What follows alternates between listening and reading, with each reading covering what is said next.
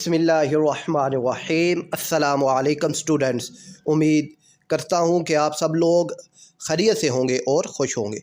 तो class 10th chemistry 2026 में बच्चों जो आपका पेपर पैटर्न होगा, और आज की इस वीडियो में मैं आपको पेपर पैटर्न भी बताऊंगा और जो अहम सवालात हैं वो आपको कहाँ से मिलेंगे और उन तक आपकी रसाई कैसे मुमकिन है, तो वो भी इस वीडियो में मैं आपको बताऊंगा। सबसे पहले बच्चों आपका जो चैप्टर है 1 हिस्ट्री ऑफ केमिस्ट्री। आप हिस्ट्री ऑफ केमिस्ट्री को अगर देखें तो इसके सामने एक लफ्ज़ लिखा हुआ है बच्चों, फॉर्मेटिव।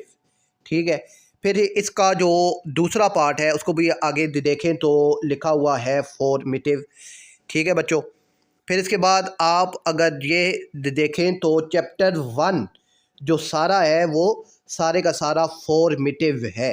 अब फॉर्मेटिव का मतलब है कि क्या है कि सामने देखिए कि question will not be asked in annual examination, कि अब चैप्टर 1 में से कोई भी लॉन्ग या शॉर्ट सवाल आपके पेपर में नहीं पूछा जाएगा। जो अहम सवालात हैं वो बच्चों ये आपके सामने है कि अब ये मैटर वाला है, तो इसमें मैटर में ये लिखा हुआ है सबमिटिव फॉर थ्योरी कि question will be asked in the annual examination. अब जिनके सामने सबमिटिव लिखा हुआ है यही आपके अहम सवालात हैं और इन्हीं में से ही आपका फाइनल पेपर बनेगा। तो आपने इन सवालात पर, इन टॉपिक पर फोकस करना है। इनमें से शॉर्ट भी आ सकते हैं और थ्योरी भी आ सकती है। ठीक है, अब ये यहाँ पर एक टॉपिक है कि discuss application of sublimation around us. ये सबमिटिव फॉर PBA लिखा हुआ है, यानी प्रैक्टिकल बेस असेसमेंट। जो आपका प्रैक्टिकल होगा उसमें ये सवाल पूछा जाएगा, फाइनल जो एग्जामिनेशन है उसमें नहीं आएगा। ठीक है, यहाँ पर भी फॉर्मेटिव है, तो इस तरह के जो सवालात हैं ये आपके एनुअल एग्ज़ाम में नहीं आएंगे। ठीक है, तो ये आपने यहाँ पर ये इस चीज़ का ध्यान रखना है कि ये प्रैक्टिकल के लिए अहम है या क्लास के लिए अहम है या फिर फाइनल एग्ज़ाम के लिए ये अहम है। ये आपके पास हर चीज़ सामने मौजूद है। अब ये आपको मिलेगा कैसे?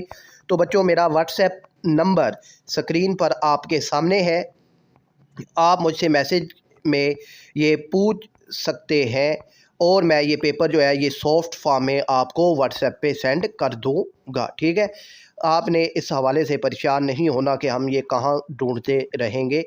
तो अब प्रैक्टिकल में बच्चों जो कुछ आएगा वो भी सारा कुछ यहाँ पर मौजूद है। ठीक है, तो आपने अब इस चीज़ को ध्यान से पेपर से पहले देख लेना है। अब मूव करते हैं जो आपका पेपर पैटर्न होगा। तो बच्चों आपके पास सेक्शन ए है और ये 12 मार्क्स का है।